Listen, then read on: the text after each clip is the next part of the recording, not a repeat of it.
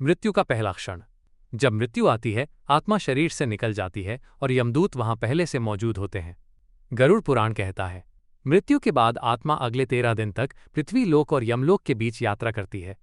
ये यात्रा सिर्फ शरीर छोड़ने की नहीं, ये यात्रा कर्मों के फल को प्राप्त करने की शुरुआत होती है। आत्मा की 13 दिन की यात्रा। मृत्यु के पहले दिन आत्मा को अपने ही शरीर से निकलते देखना पड़ता है। दूसरे दिन वो अपने घरवालों को रोते हुए देखती है, लेकिन कुछ कर नहीं सकती।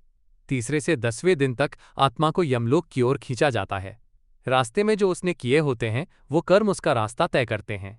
गरुड़ पुराण कहता है, अच्छे कर्म पंख बनते हैं, बुरे कर्म बोझ। यमदूतों का व्यवहार और आत्मा की पीड़ा।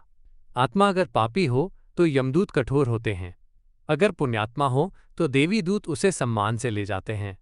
आत्मा को यमराज के दरबार तक ले जाया जाता है, जहां चित्रगुप्त उसके कर्मों का लेखा जोखा खोलते हैं। वहां कोई वकील नहीं, सिर्फ कर्मों का सच होता है। नरक और स्वर्ग की सच्चाई। गरुड़ पुराण के अनुसार 84 लाख योनियां होती हैं। यदि पाप अधिक हो तो आत्मा को इन योनियों में जन्म लेना पड़ता है। नरक की यातनाएं भी अलग अलग होती हैं।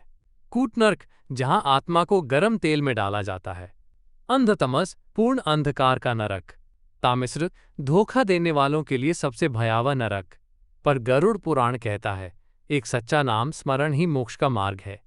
मोक्ष का रास्ता और शांति। अगर जीवन में व्यक्ति ने सेवा की, सच्ची भक्ति की और दूसरों को दुख नहीं दिया, तो आत्मा को स्वर्ग या मोक्ष मिलता है। मोक्ष जहां न पुनर्जन्म है न पीड़ा, वहां सिर्फ शांति है, प्रकाश है, परमात्मा का सान्निध्य है।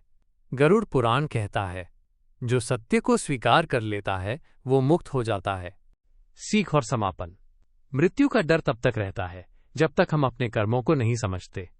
गरुड़ पुराण हमें सिखाता है, जैसा बोओगे वैसा पाओगे, इसलिए अच्छे कर्म करो, माँ बाप की सेवा करो, शिव का नाम लो और सत्य के मार्ग पर चलो, क्योंकि अंत में नाम ही साथ जाएगा और कर्म ही पहचान बनेगा।